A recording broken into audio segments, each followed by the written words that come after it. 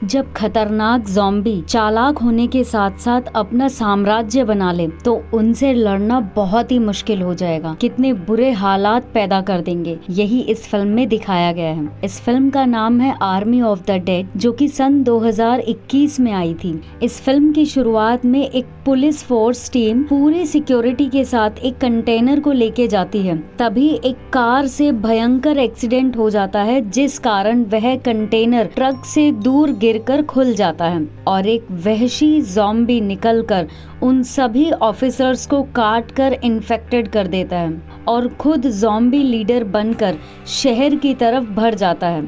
और फिर हर तरफ ज़ॉम्बी अपना जहर फैलाते चले जाते हैं।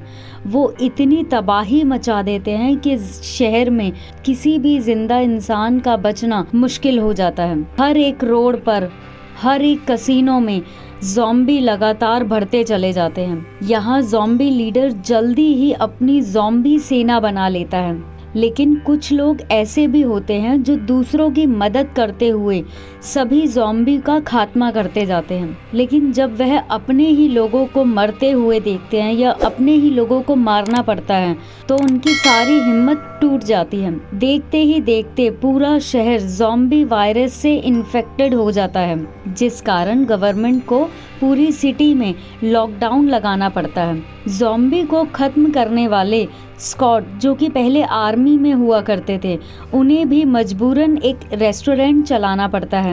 एक दिन स्कॉट के रेस्टोरेंट में एक गैंगस्टर आता है जो बहुत ही गैर कानूनी काम करने के साथ साथ कसीनो भी चलाया करता था।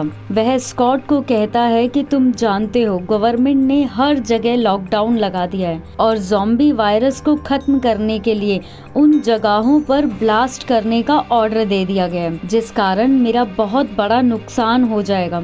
मैं चाहता हूँ कि तुम एक टीम बनाकर मेरे कसीनो के लॉकर से 2000 मिलियन डॉलर निकाल के ले आओ, जिससे मैं तुम्हें 50 मिलियन डॉलर दे दूंगा। क्योंकि यह 2 नंबर की कमाई है, इसीलिए मैं गवर्नमेंट की मदद नहीं ले सकता। यह सब सुनकर स्कॉट सोच में पड़ जाता है तो गैंगस्टर कहता है कि अभी तुम्हारे पास 36 घंटे का समय है, तुम सोच कर जल्दी बताओ क्योंकि ज्यादा समय नहीं है हमारे पास। और गैंगस्टर वहाँ के नक्शे दे करके वहाँ से चला जाता है। वहीं स्कॉट की बेटी को दिखाया जाता है जो सभी लोगों की मदद करती है। वह एक लड़की से मिलती है जिसकी 2 बेटियां थी। दरअसल वह स्कॉट की बेटी से कहती है कि मुझे कुछ पैसों की जरूरत है, इसलिए मुझे शहर के अंदर जाना होगा, लेकिन अगर मैं वापस नहीं आ सकी तो तुम मेरी दोनों बेटियों का ख्याल रखना। तो स्कॉट की बेटी ऐसा करने से मना कर देती है और कह देती है इसमें बहुत खतरा है, देखते हैं, थोड़ा समय दो, कुछ अच्छा ही होगा। यहाँ स्कॉट की बेटी बहुत दुखी रहा करती थी क्योंकि उसने भी अपनी माँ को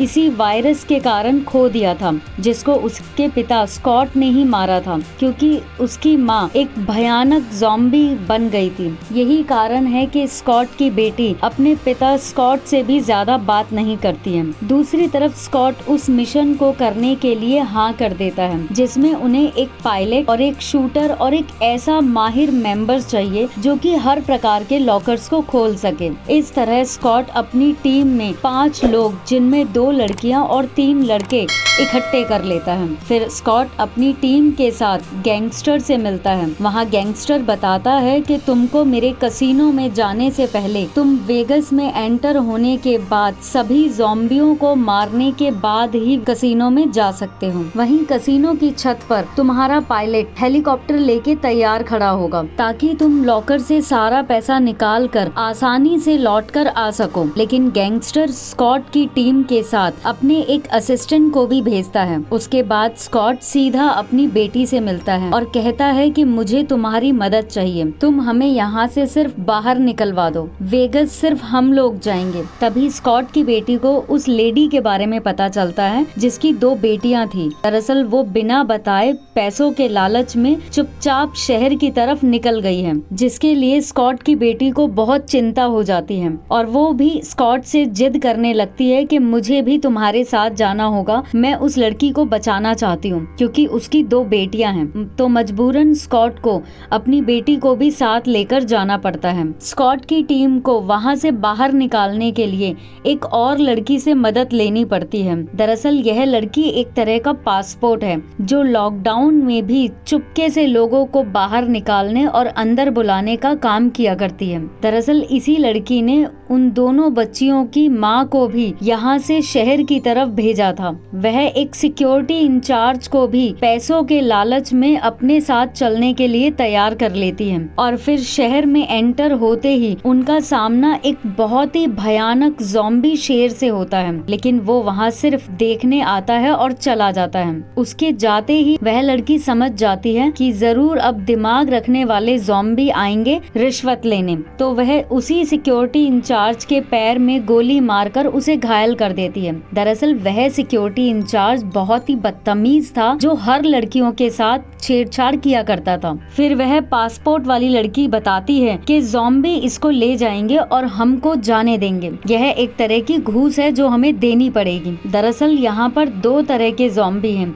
एक वो जो बेवकूफ हैं और दूसरे वो जो बहुत ही दिमाग रखते हैं और उन्होंने अपना साम्राज्य बना रखा है। दिमागदार ज़ॉम्बी से लड़कर यहाँ से निकलना इम्पॉसिबल है। तभी वहाँ 2 ज़ॉम्बी आते हैं जिसमें एक लेडी ज़ॉम्बी होती है। वो दोनों ज़ॉम्बी घूस के तौर पर उस सिक्योरिटी इंचार्ज को खींचते हुए वहाँ से ले जाते हैं। उसके बाद स्कॉट की टीम किसी तरह से आगे वेगस तक पहुँच जाती है, जिन्हें वहाँ पर वो ज़ॉम्बी दिखते हैं जो दिन में सोते हैं और रात में जागते हैं। जिनसे बचते हुए वह आहिस्ता आहिस्ता वहां से निकलने लगते हैं, पर गैंगस्टर के एक असिस्टेंट के कारण एक लड़की ज़ॉम्बियों में फंस जाती है और उसके बचने की सारी कोशिश नाकामयाब हो जाती है। तो मजबूरन स्कॉट का एक टीम मेंबर को दुखी होते हुए उस लड़की को शूट करना पड़ता है, जिससे उस लड़की के पास पेट्रोल ड्रम में आग लगने से सारा रास्ता साफ हो जाता है, जिससे स्कॉट फिर आगे अपनी टीम के साथ कसिनो की तरफ पहुंच जाता है। फाइनली वह लॉकर तक पहुंच जाते हैं, पर वहां की सिक्योरिटी को देखने के लिए एक अंधे ज़ॉम्बी को आगे बढ़ने देते हैं, जिससे उन्हें वहां की सिक्योरिटी का अंदाजा हो जाता है। वहीं कसिनो की छत पर पायलट हेलीकॉप्टर में पेट्रोल भरना शुरू कर देती है। तभी बाहर ध्यान दे रहे असिस्टेंट और पासपोर्ट लड़की को ये पता चलता है कि ज़ॉम्बी के लीडर ने ही उन दोनों बच्चियों की माँ को बंदी बनाकर रखा है, क्योंकि वह लेडी ज़ॉम्बी लीडर के बच्चे की माँ बनने वाली है। लेकिन यहाँ गैंगस्टर का असिस्टेंट लेडी ज़ॉम्बी का गला काट देता है और उसके सिर को अपने बैग में रख लेता है। यहाँ पासपोर्ट लड़की उस पर बहुत गुस्सा करती है कि तुमने ये सब ठीक नहीं किया, वह ज़ॉम्बी तुम्हें किसी भी हालत में नहीं छोड़ेगा। कुछ ही देर में स्कॉट की टीम को खबर मिलती है कि ज़ॉम्बी की तबाही को देखते हुए अब 3 घंटे बाद ही बॉम्ब को ब्लास्ट किया जाएगा। तभी पायलट लड़की भी एक बुरी खबर देती है कि हेलीकॉप्टर खराब है और उसे सही करने में पता नहीं कितना समय लगेगा, लेकिन मैं पूरी कोशिश कर रही हूँ। जिस कारण स्कॉट अपनी टीम के साथ जल्दी ही लॉकर को खुलवाकर पैसे बैग में भरना शुरू कर देते हैं। वहीं ज़ॉम्बी लीडर को अपनी लेडी ज़ॉम्बी की खबर मिलती है, तो वह वहाँ पर पहुंचकर बहुत दुखी होता है और बहुत गुस्से में आकर सभी ज़ॉम्बी को बोल देता है कि जाकर सबको खत्म कर दो। वहीं स्कॉट की बेटी स्कॉट को बिना बताए उस लड़की को ढूंढने के लिए चली जाती है। स्कॉट अपनी बेटी को अपने आसपास ना देखकर परेशान हो जाता है और उसे ढूंढने के लिए जाना पड़ता है। स्कॉट के जाते ही सभी ज़ॉम्बी उसकी टीम पर हमला कर देते हैं, जिसमें एक लड़की की जान चली जाती है। तभी यहाँ गैंगस्टर का असिस्टेंट भी अपना असली रूप दिखाता है। वह स्कॉट की टीम को वहीं बंद करके बताता है कि मेरे बॉस को पैसे नहीं बल्कि ज़ॉम्बी लीडर की वाइफ का सिर चाहिए था।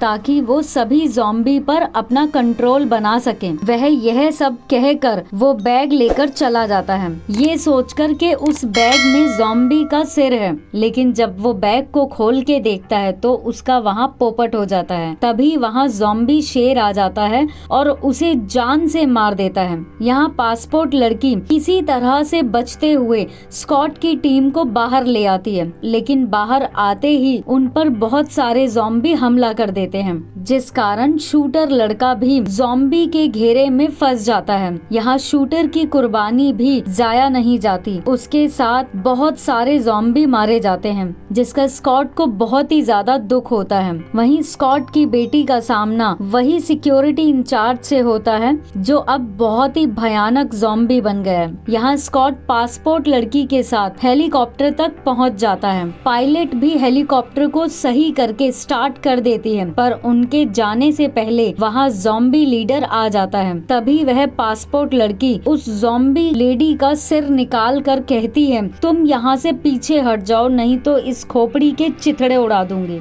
लेकिन जरा सी चूक के कारण वह लड़की भी मारी जाती है, पर मरते मरते उस खोपड़ी को नीचे फेंक देती है, जिस कारण गुस्से में आके ज़ॉम्बी लीडर उस लड़की को काट लेता है। यहाँ स्कॉट पायलट के साथ वहाँ से निकल जाता है और पायलट को अपनी बेटी के खोने की बात बताता है और कहता है कि मुझे उसे ढूंढने के लिए जाना होगा। यहाँ स्कॉट की बेटी भी पूरी ताकत के साथ उस सिक्योरिटी इंचार्ज को मारने में कामयाब हो जाती है। तभी वहाँ ज़ॉम्बी लीडर अपने बाकी ज़ॉम्बी को लेकर आ जाता है और उन सभी लड़कियों को मारने के लिए कह देता है। तो एक एक करके ज़ॉम्बी जैसे ही पास आने लगते हैं, स्कॉट की बेटी लगातार उन पर शूट करके उन सभी ज़ॉम्बियों को जान से मार देती है। बट लीडर को मारना बहुत मुश्किल होता है, क्योंकि उसने एक लोहे का मास्क पहना हुआ है। वह जैसे ही आगे बढ़ने लगता है, वहीं स्कॉट भागते हुए अपनी बेटी के पास पहुंच जाता है और बेटी और उस लड़की को लेकर हेलीकॉप्टर तक पहुंच जाता है। पर जैसे ही वो हेलीकॉप्टर में चढ़कर निकलने लगते हैं,